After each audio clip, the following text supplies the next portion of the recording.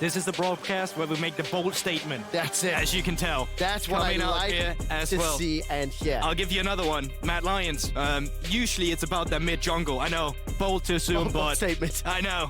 Will have to come through. Now the question is, how do Mad Lions handle their early game? I think throughout the course of the play-ins group stage, it is very fair to criticize and look at how Mad Lions approach their respective games.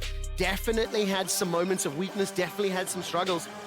And I will say that when I locked in my Mad Lions pick on Pick'ems, 95% of you were along for the ride. 5% went for Saigon Buffalo. I don't know if that's a good omen or a bad one. I'm part of those 5%. The coin is. The Church of the has Coin. Spoken. But either way, Mad Lions, it's been interesting to watch them play because at times it's like, okay, this is looking super solid. You're just definitely going to close this one out cleanly. And then slowly but surely, mistake starts to happen. And it's like uncharacteristic. It's like overstaying. And when you're playing against a team like Saigon Buffalo, who'll try and contest you at pretty much every given moment, if you get overconfident and take a team fight that you think you win, but you don't, well, that's the game flipped on its head immediately. It's exactly how Mad Lions lost to DRX yesterday. Had significant advantage, went for that Baron play. Did not work out for them. And some dumbass dad in the bot lane. That too. Now let's talk a little bit about this early game. Obviously, Elyoya's on that Hecarim, and when we take a look at BJ playing the Maokai, I think, obviously, a lot of contests to be anticipated. Shogun and Taki, we know they like to play aggro. They've got a 2v2 that will have some advantages in the early stages. Where else should we be focusing, Goldborg? Well, we were so close, at least in the rune sets here in the beginning, to have full precision, the perfect coming through for Mad Lions. But in general, I think it's just going to be about these objectives that you don't necessarily have to focus on the roles too much from the get-go. If you take a look at the top lane, Gwen, of course, will be pushed in a little bit, but then after that, something to play for later when she picks up the first item. Mid lane as well, with Nisqy, if he's enabled on the map, same can be said for Froggy. They both have a facilitating playstyle, and the bot lane of Unforgiven and Kaiser are playing way more on the back foot, where Shogun and Taki, well, they're looking to be aggressive. And then after that, that's really just how they rotate the pressure around for the objectives. Okay, well, let's see who gets that early advantage. And just before any action breaks out, Taki and Shogun standing inside the bush. Dark Binding, somewhat anticipated, easily sidestep by Unforgiven. I want to just talk about Unforgiven and Shogun for a brief moment, because in terms of the damage share for their respective teams, when I look at Mad, it's pretty split between the carries. 24.4% for Armut, 27.7% for Nisqy. Maybe higher than expected, but still looking good. And Unforgiven's at 25%. Now I want to contrast that very quickly. Froggy with a couple Galio games, 23% of his team's damage. Shogun, 33%. So just like you talked about, Goldborg, all throughout the play-in stage, Shogun has been the tip of the spear as far as damage is concerned. Let's not forget that Froggy is playing a supportive role. Taki and Shogun, this time round, they've been bullied backwards. Level 2 for Unforgiven and Kaiser, they take advantage of it immediately. Yeah, great stuff from Unforgiven on Kaiser. Kaiser specifically, because as soon as the Dark Binding was down, he knew he could get aggressive despite being melee. Now, forced the flash though. That was almost a straight line. That flash, I was about to yell at. Kaiser gets out by the skin of his teeth. Summon spells traded 2 for 1 on the side of Saigon Buffalo. Yeah, so now lane goes back to the way it kind of was supposed to go. Mad Lions, they had a window where they almost got a kill on Taki, together with the CC chained up with the Flame Chompers. But after that, it is still Caitlyn, Morgana. You get hit by one binding, you pretty much die, and even more so now that Kaiser doesn't have the heal available. Elyoya has path down here as well, so has BJ, potentially to secure his bot lane to get the crash in. Then you can get aggressive, see if you want to get a ward on enemy Raptors, get the intel. Elyoya, though, has to be careful if they overcommit. It's a big wave they might be fighting into, and now seeing the Scryers bloom, they should have the intel. Remember, there's no flash available for Taki's Morgana. Elyoya steps forward, gets pinned out, immediately backs away. Top lane playing out exactly as expected. Gulborg, Armut pushes in early. Hasmed, snip, snip, snip, ghosts up, chases forward. Hyper proc for Armut, 150 HP, continue to get away. Underneath the tower, Hasmed stays just out of range, takes one shot, correction, and backs out. Armut bold, holding onto that flash. Oh, most certainly. I would have seen most people flash out of that situation. Armut, though, apparently knows the limit. Ice filled, or rather veins filled with ice. Here comes that Raptor invade I talked about with the bot lane probably also have, but BJ... Ooh, takes a tongue lick slashing, but Nisqy and Elyoya not going to chase. I like the idea of ice filled with veins. That's a much more gruesome visualization. Yeah, well, we are getting close to October if you want to have some Halloween inspiration for that one. That's it. Dress yourself up as an ice cube with some veins in it. I will say, I want to have a little bit of fun with this bottom lane duo because there's so many traps. Once Shogun starts putting a couple of points into that little snap trap, I want to look at Flame Chompers versus snap trap. I think there's a little mini game that can be played by both of these bot lanes to try and gain control. Before that, though, we're going to rock out on some Guitar Hero Hecarim, looking for a devastating charge into the back of Froggy. Yeah, so it could potentially be forced to... Ooh! Flash. And BJ as well making his way down towards the bot lane. He can straight up just walk into the lane and force Unforgiven away, especially when he sees Elyoya up here. Devastating charges available. Froggy flashes over the wall. Elyoya's going to be happy with that one. So, Hasmed able to push back Armut in the top lane. In the middle lane, Elyoya replies. And in the bottom lane, there's a 10 CS difference already. A plate has been secured already.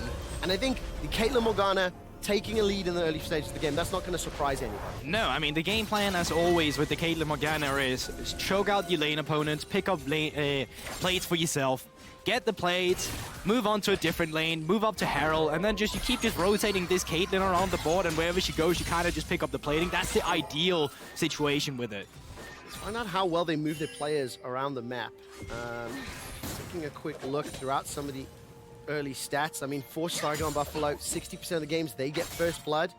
When I look at Mad Lions, it's the same, actually. So, out of the respective 5 games.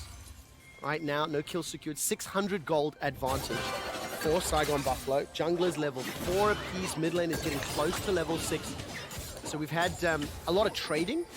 No kills secured. One thing I remember from cooldown yesterday, Mad Lions have nearly 3 times the amount of kills per game that we've seen from Saigon Buffalo. They've shown a little bit more temperament this time around as Elyoya is making his way top. Now, there's, of course, a few points of attack you can still go for here. Top lane, Hasmed had, now it's pushing in, had a slow push before earlier, and he did not have the Ghost, which of course could be a point of attack for Elyoya. The second one is in the mid lane where Froggy no longer have the flash, so for Elyoya, getting that level 6 would be crucial. Jumps in here though. Alright, devastating charges unavailable, knocked back onto Hasmed. Remember, no Ghost, no flash, locked inside the minion wave. First blood! Mad Lions. Not done yet though, as a target in the bottom lane for Kaiser. So many kills available to him, and BJ won't be able to do more, but that first kill claws it back, and it is secured by Elyoya. Yeah, and that's a big wave that Hasmed is going to be missing out on there. Armut got the push, he got level 6 beforehand, and that allowed him to get in. Oh, Nisqy jumping forward, he's hijacked away that Shadow Surge, waiting to see if he pulls the trigger. Froggy's down below 50%, but under the tower.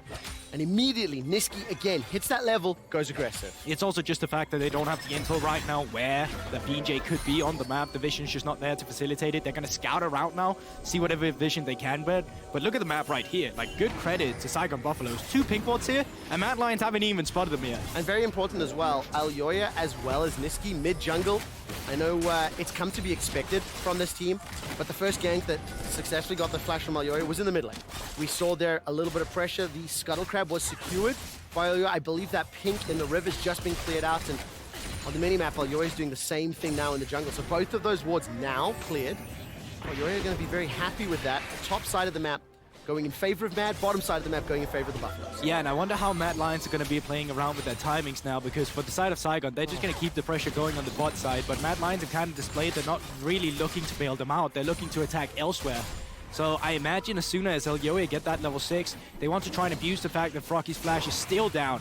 And if you can get a mid lane kill, then afterwards you can bridge priority down towards bot side. BJ still looking. Elyoya, level 6, advantage. Ooh, Onslaught Shadows available. No Nature's Grasp. Fight for those rocks. Collect the rocks. BJ takes a couple rockets to the face. Unforgiven was low. There's no engage just yet. Froggy now getting jumped on. Smacked by the chains. Here comes Elyoya. No 6 for BJ, remember. Devastating charge into the wall. Onslaught Shadows causes the fear. Froggy's below 200. He's about to go down. The shield keeps him alive for a few seconds longer. Not enough to save his life. Dragon has been enlisted to help out the Saigon Buffalo. And it's caught the snap trap. Holds Kaiser in place. Second kill, Mad Lions. Yeah, really good pickup there, noting that Froggy is down in position where he can get pincered up. 2 were aggressive from Nisqy afterwards, walking over, or rather flashing over the wall. Unforgiven was not in a position to follow up, so man advantage was in favor of Saigon. But either way, you take those kills and you get out. Very nicely done. Armut once again under some threat. Flashes available to him. Needlework and snip, snip, snip from Hasmed. He's dropped the Ghost, flashed away from Armut, now below 200. Underneath the tower, and Hasmed will once again fail to complete the kill. Armut's up 15 CS and stepping back into the well. Yeah, but definitely not clean from Armut either. Missing the boomerang in that exchange, trying to get up the Gnar bar just so he can survive a potential dive. But once again, bot lane still under attack. Cleanse forced to come out from Unforgiven too. Oh, look at the Flame Chompers up in the top lane. Hasmed now trying to trade back and forth. The boulder toss, the auto! Armut! He turned that around, adding pink Gnar to his champion pool. In the bottom lane, nobody able to secure that kill. That was an impressive turnaround from Armut. Yeah, and it's good tempo in the communications as well, especially when you consider the bot lane must be like, we need help, guys, we need help. But then Armut out of nowhere gets the solo kill through, boots the kind of mood and morale as well on the top side, knowing that you still have other things to play for. And now with Herald having spawned up on the map, with a mid lane with an advantage, with a top lane with an advantage, with a jungler that's suddenly 2-0, you should be looking to push the bot lane in, move your support up, and look for a Herald play. It's going to be up to Shogun to really make use of this advantage. He's up 20 CS, he's secured 3 plates already. And that's why Saigon Buffalo are only down 500 gold, despite being down 3 kills. Rift Herald is secured here by Mad Lions again. And this, the Scuttle Crab, correction, has been secured there by Mad Lions, so they can use that vision, use that play. Rift Herald now starting up. No contest, so this should be secured as well. Yeah, but the cross map on the side of Saigon Buffalo should just be like, well, they're using so many members on the top side. We can take the first turret for free on the bot side instead. So Mad Lions, they need to acknowledge that this is probably what's going to happen, and then they have a counter response which can be, well, we'll use the Rift Hell on the top side on the mid lane afterwards. But you can already see it on the map. Like vultures, Saigon Buffalo are just scavenging towards the bot side. Oh man, whenever there's prey left in the fields of the savannah from Lions, the vultures do come to pick at it. But I will say, the fact that Mad Lions were able to secure the Herald, I don't want to defend the fact that this tower's under pressure. Of course it is. BJ spent a lot of time. Shogun is now under threat. Nature's Grasp comes up. Flame Chompers locks down the tree. Elyoya's got the Shadows of Onslaught available. Nisqy's also hijacked himself. That Nature's Grasp. Do they pull the trigger? The trees are rolling. Nyan trees flying forward. 1, 2 players rooted. The Mad Lions will not chase further. They've defended the tower. They secured the Herald.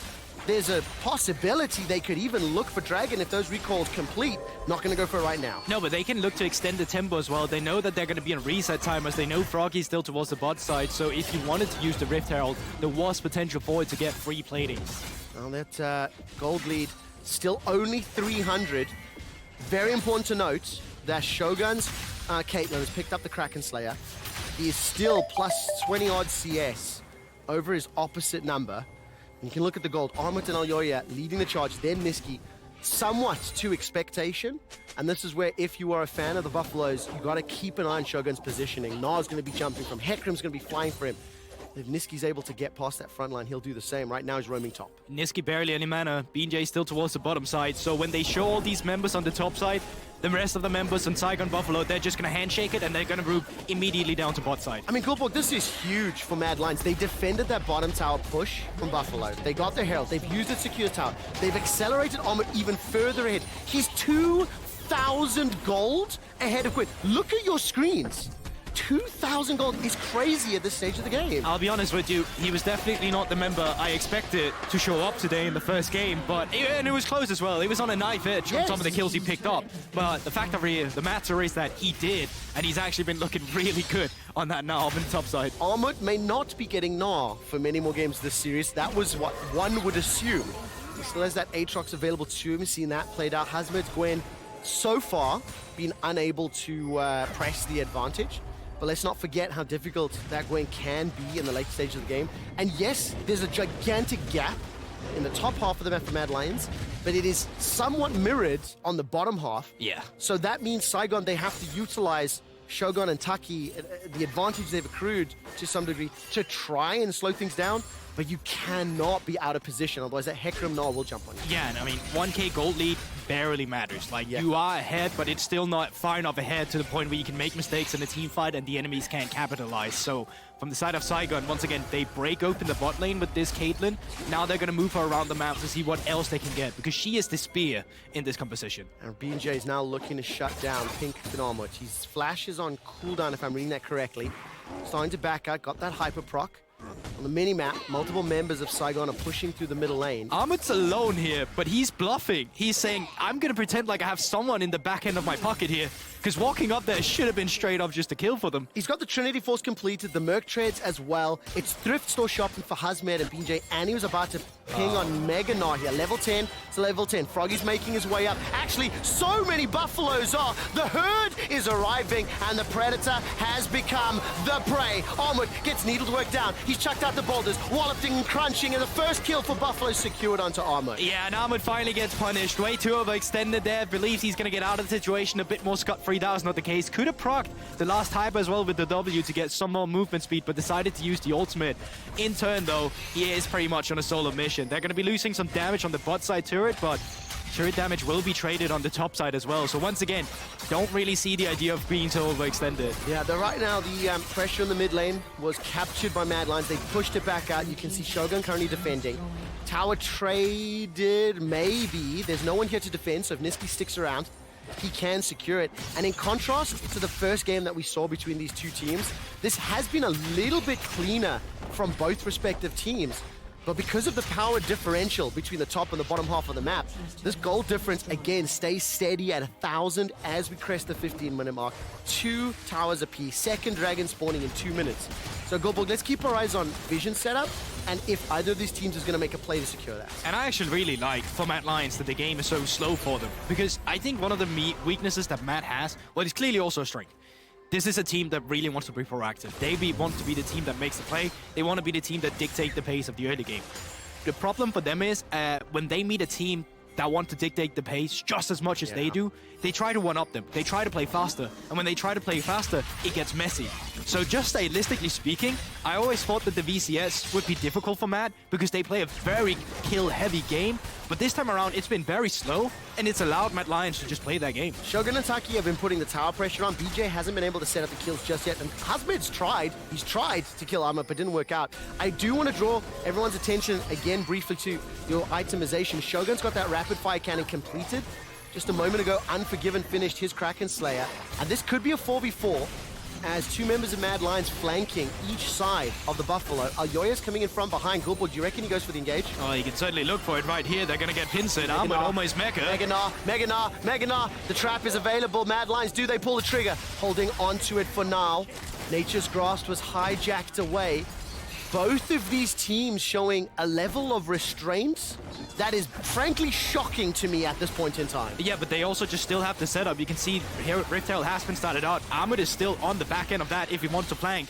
No flash available, but Saigon Buffalo, what are you committing to a place here? We're going to find out. Riftail's just about to get secured. The hijacked Nature's Grasp is thrown down. BJ's locked in place. He fires out one of his own and everybody lines up. Gnar will whiff, and the unstoppable onslaught will at least slow people down. Rocket after rocket. Unforgiven's looking to get excited. Zap won't find its target. The boomerang does, and Mad Lions, they get the Herald, they get a kill, and they get out. Yeah, and Drake spawns up in 20 seconds as well. You can go for reset timers here and be ready to contest the next objective. Is that what you're looking for?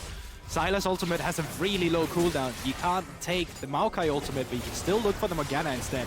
And Saigon, they just become so split. 2 members are trying to deal with Armut on the back end. Only 1 member can get the Black Shield. So as BJ's just kind of stand there to get a taste of his own medicine, well, that Sap Magic doesn't really taste as good as he thought it was going to do as he just gets taken down. Man, for Mad Lions, such a controlled passage of play the last few minutes. Very, very happy faces. Mediocrely happy. I've seen happier. I mean, Mac is quietly confident. When you look at his face long enough, that little smile is controlled. It's also game 1 in the best of 5. But the way it feels to me right now, Goborg, do you have an older brother? No? I am the older brother. Fantastic. So, when you look at your younger siblings, you put your hand on their forehead and say, why? Try to reach me. Their arms are too short. They can't swing. That's what it feels like Mad Lions have done. They've fended off the aggression of Shogun and Taki. They're still 0-0-0. I'm going to stop you there. My little brother is taller than me. But you get the idea. I understand the idea. Yeah, That's sorry. what Yeah, I wanted to hear. there you have it. And right now, Mad Lions, they pick up the second dragon of the game. We're playing for an Ocean Salt on the Ocean Rift. That's now updated. That gold lead still very close, 2,000. But I think it's crucial where the difference is in who has the advantage. It's the engage options for Mad, which in theory, in my head, makes their team fighting just a little bit easier to kick off to start. They've got that small advantage. It's also just the longer the game goes in terms of if Unforgiven gets a reset, he's going to have way more value as an AD carry that Shogun's actually going to have. Shogun likes to play around rotations as a Caitlyn. In terms of your cooldown, in terms of fighting the headshot. It's the reason why you also buy rapid fire cannon so often on the Caitlyn. You want to outrange, you want to get some damage through, and then you wait it up again and find the poke. She's really good in siege situations where she's the one that gets to set up the objective first. Problem is for Saigon, they've not been in a situation where they actually were the one to set up for the objective themselves. And I think the Flame Chompers as an answer to that Caitlyn setup as well, both sides having a fair amount of zone control. The fact that Nature's Grass can be hijacked as well, steal that away when Mega Gnar's up, definitely has an influence. So like positioning around these fights that are to come will be so important. Second item we just saw picked up a moment ago for Armut. He's got himself that wit's end. So definitely wanting to stand toe-to-toe. He's got that advantage over Gwen. Keep Gwen down for as long as you can. Deny one of those keys to victory here for Saigon in terms of activating Hasmed on us. Oh yeah, and I think as Saigon, you don't have to be too nervous. This is the point in the game where Matt Lions usually start to show cracks in their gameplay. Really have not been as clean as they wanted to in terms of closing out games. So you can already see they still have decent good vision control from Saigon. You also have the saplings to play around with. You don't have to overreach anything. It's not like you're on timer with the Soul. Even then, the Drake, individual Drakes, are going to be Ocean. They don't matter very much in the mid game as an individual Drake. More like really good for laning phases if you get the first one. Now, of course, for the Mad Lions, and a little bit of hopium on my side. Oh, yeah? This is a little bit more of what I think we saw yesterday against DRX in terms of the level of control. And how did that go? In comparison to the previous 4 games. So, for the first 20 minutes, if you look at the 6 games that Mad Lions have now played, this is on the back end of their group stage. Starting strong, starting clean. A 5-man stack here from the Mad Lions, plus the Rift Herald. Teleport is being channeled, and Hasmed's making his way. He's held on to that cooldown. Once again, that hijack Maokai ult is thrown down. Nisqy needs to be careful of the snap trap. Sidesteps at Elyoya's devastating charge is lined up. And just the threat alone, the zone control, allows Mad to pick up that tower with the use of the return. I mean, the Maokai ultimate is so broken. Yes. The problem that Saigon is facing right now is that it's more broken on Nisqy than it is on BJ. Black Shield can only get utilized on one person. This time around, it was BJ who got the Black Shield. Who did that leave anyone out to dry? Shogun, forced to cleanse away. BJ, then again, getting picked apart by the rest of the CC following up. Mad Lions barely have to do anything. And you just wait till that Maokai ultimate is available for you. And Gulborg, if everybody lines up, one in a line straight behind a target so they don't get rooted, well, then you're a fantastic target for a Gnar or Hecarim. So there's a lot of great synergies in the engaged tool. But also just the way that it's actually sent out here by Nisqy, because exactly as to what you say right here, if they all stand against the wall there, they're going to get absolutely demolished afterwards. It's such a good angle to just zone people down away from the turret. Very elegantly done. This will extend Mad Lions' gold lead to something that's, I think, more meaningful. 3,000 gold at the 21-minute mark. They've got 3 towers to 2. More importantly, the flow of the game has been dictated by Mad Lions. It's Elyoya's ganks and movement around the map, plus Armut's ability to fend off Hasmed in the early game that truly has allowed them to get to this point. And that Jinx, despite still being down 30 CS, has got the second item completed, is now moving into the phase of the game where you start to prefer Jinx in these next 10-15 minutes than you do a Caitlyn. Oh yeah, 100%. Oh, I mean, I already prefer it now. Even with an item behind, I'm not going to lie to you, just because of what's built around it. The fact that even if they get the great pickup from Saigon Buffalo, if they get on towards Unforgiven, well, Kaiser's just going to be there to gobble him up immediately.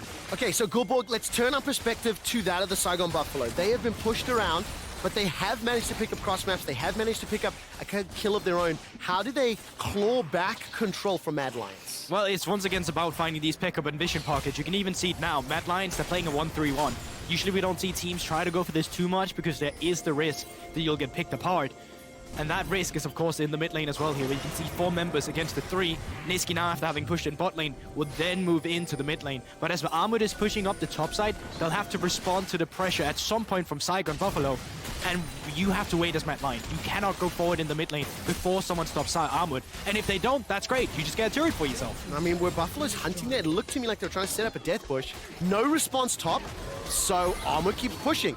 Exposed inhibitor, there's nobody back there, so the tower's dropping before this dragon will even drop. Mad Lions will steal the red buff away, and now that is an open inhibitor for Mad Lions. And just like I said with Mad Lions, that, you know, Saigon Buffalo don't have to be worried about them picking up the Drakes because it's not going to do too much. Well, it's the exact same thing. This Ocean Drake isolated in terms of playing against the composition of Mad Lions right now, it's useless. It doesn't do anything. So Mad Lions, they'll happily get 2 turrets for themselves, open up a pathway to the topside inhibitor, and get control around the Baron area. Starting up the Baron here might be a little over-aggressive, but so far it's working out for them, and Saigon, they're not actually checking. There's no movement yet. Taki finally stepping forward. Stepping will reveal 4,000, 3,000, 2,000. Dark Binding's not going to be enough, and Mad Lions just sneak away the Baron. They manage to expose the inhibitor top. They extend the gold lead to 6,000, and this is a Mad Lions performance we have not yet seen. Crucially, though, we are still in that phase of the game where some bold calls have been made that have been punished by Mad, so they still have to play at this level of control to close out game 1. Yeah, but let's be real. This game has been so clean for Mad Lions. Like, unbelievably clean to the point where it just looks like them demolishing Saigon right now. Going forward, they shouldn't have to worry here. Like, just don't overextend anything. Armut's going to go back to what he did just before. He's going to push in the bot side. If Saigon want to continue to see if anyone ever bites in the mid lane, well, Mad Lions are just not going to bite. They're not going to walk forward, and they get objectives to 3. This is just like, there's no point of attack for Saigon. All they're left to do is just watch everything around them crumble at the moment. Especially with that Baron-empowered minions. Gnar is going to jump forward, hit the BJ Maokai into the wall. Elyoya, Onslaught of Shadows, 3 targets available. He's holding on to it. Again, tempered aggression just as I start ramping up the hype.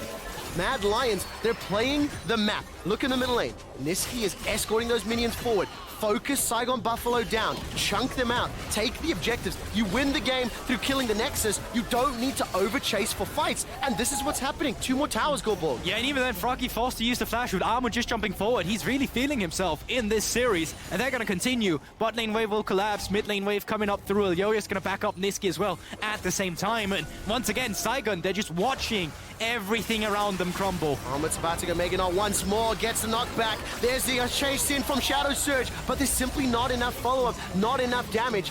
Tower is secured in the middle lane, 7-3. And I think right at the beginning of this game, Goldborg, you talked about how Mad Lions have shown a tendency to initiate, to go forward, to try to accelerate the pace.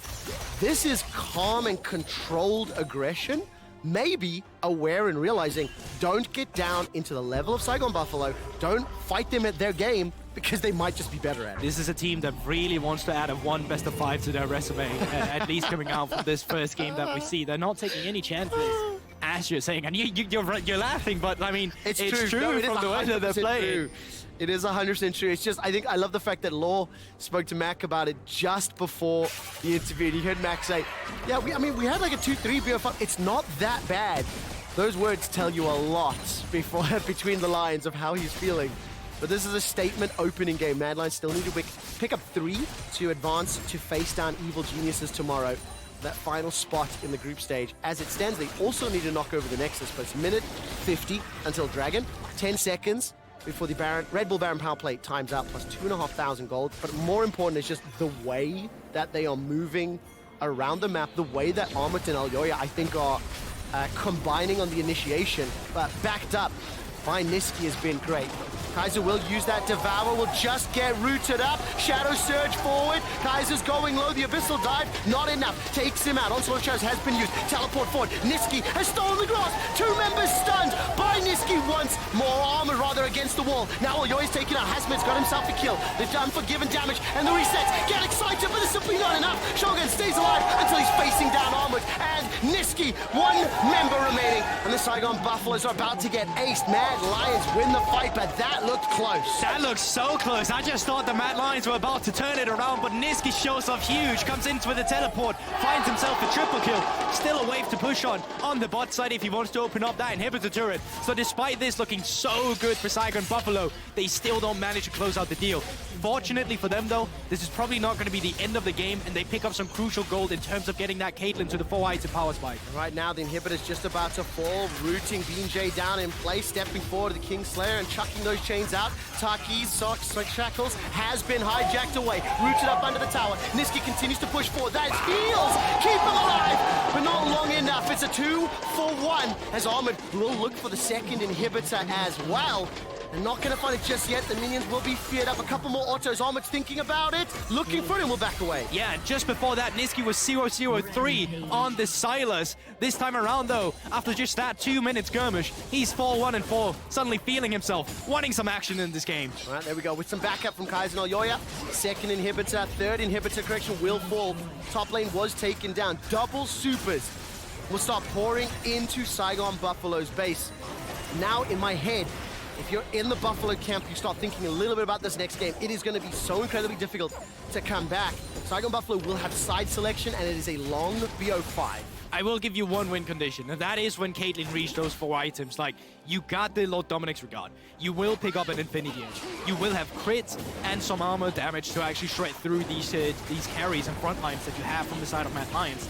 The big problem that Shogun is facing is that his front line gets blown up before he gets to play the game all the time. But if they can find a fight like they did before, where one member will extend and they get the tempo first to make it a 4 versus 5, that could be what they're looking for. You need that a couple times though, because that gold lead is now 7,000. They've got so many supers to deal with. So if Mad Lions use the mini-map to their advantage, they can look to set up another Baron. Baron-empowered double supers could be all they need to finish the game, but Baron could also be what Saigon Buffalo need to stall this out and claw back the deficit. That spawns in 10 seconds. Mad Lions just picked up their second dragon, and I think I want to give some credit again to just how the map has been played, how Mad have moved around their resources. Yeah, I'll give you one point where they can actually find a way to win this game, and that if Mad Lions Elyoya get too over-aggressive. Because Elyoya currently does not have any armor whatsoever. So this Caitlyn is actually going to hurt like a truck against him if he overextends. I mean, right now, Saigon Buffalo, they were looking for their engage. Pop down the movement speed from Taki. Weren't able to find the target. Bottom lane has got supers inside the base. So does the top. And as soon as they cross the steps, Mad Lions back away. There is no way for the Buffaloes to contest or challenge this. They will be far too late. So it'll be second Baron for Mad Lions at 30 minutes. Now they just gotta play it slow and steady. If they get caught out of those choke points, maybe there's a way to Saigon, but they're looking for a small misstep, looking for that numbers advantage, just like what I was talking about. Yeah, but this is where it's so you won't find it now, because the map is not going to be open for you. There's 2 double super minions coming through from every single lane. Baron up super minions at the same time.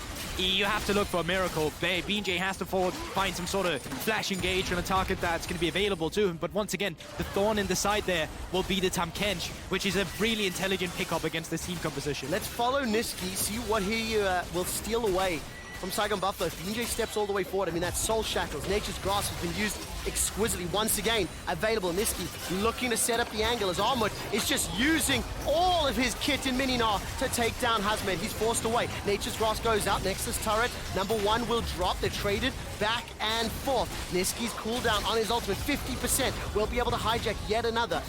Boulder Toss tags out Buffalo, and Buffalo are trying to defend, but they are being overwhelmed. Yeah, they most certainly are. You can even see it, ultimate's getting thrown up, but nothing's connected from the side of Mad Lions, though. They're getting the play in now, desperation. Hasmed is going all the way forward with their hallowed miss. Kaiser forced to flash to safety. That's a 1-for-2 trade. No Gwen, no Vex, no Maokai. Saigon Buffaloes are being eaten alive inside their base, and the Mad Lions will strike first in this best of 5.